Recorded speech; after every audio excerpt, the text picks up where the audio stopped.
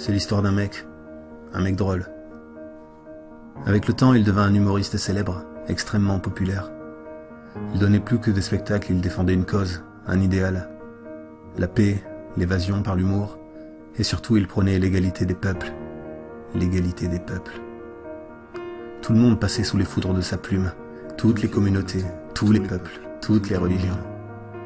Il mettait son immense talent au service de causes justes, n'hésitant pas à prendre de gros risques en s'attaquant aux élites, en bousculant les idées les plus préconçues.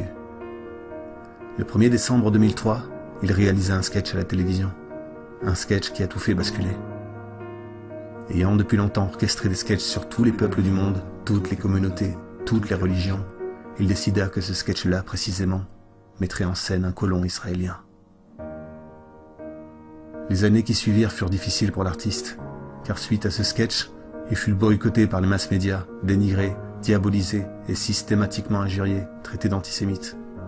Mais il n'était pas plus antisémite que vous et moi. Il voulait seulement que tout le monde passe sous la foudre de sa plume, sûrement dans un souci d'équité, dans sa volonté de mettre sur le même pied d'égalité tous les peuples, toutes les communautés, toutes les religions. Mais en France, il en est autrement.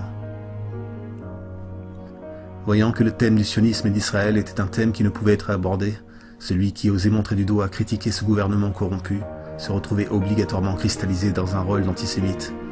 Il prit alors son courage à deux mains et, ne se souciant guère de l'image qu'il reflèterait, continua de vouloir percer l'abcès, d'enfoncer les portes closes.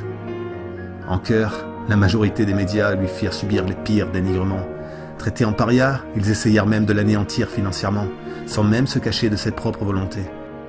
Pendant un long moment, ne bénéficiant plus d'une tribune dans les médias, ne bénéficiant plus de promotion pour ses spectacles, cet artiste se retrouva à jouer dans un bus. Oui, dans un bus. On est en France. Puis le temps passa, et Internet permit à cet artiste de s'exprimer librement, sans devoir passer par les réseaux propres et bien pensants des grandes chaînes de télévision. Et là, le peuple découvrit un homme libre, courageux, déterminé. Oui, toujours déterminé à vouloir mettre sur le même pied d'égalité tous les peuples, toutes les communautés, toutes les religions. Il redevenait populaire, et les élites recommencèrent alors leur grande campagne de dénigrement à son encontre, surinterprétant chacune de ses mimiques, surinterprétant son geste fétiche de la quenelle, faisant croire qu'il s'agissait d'un salut nazi, alors que ce geste n'est depuis toujours rien de plus qu'un gros fuck dans le cul des institutions.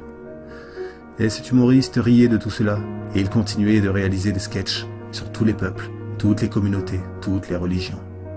Les Arabes, les Asiatiques, les Blancs, les Noirs, les Juifs, et il remplissait les salles, les zéniths.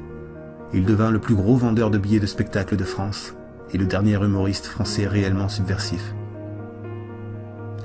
Lorsqu'on regardait de près qui représentait son public, on retrouvait tous les peuples, toutes les communautés, toutes les religions.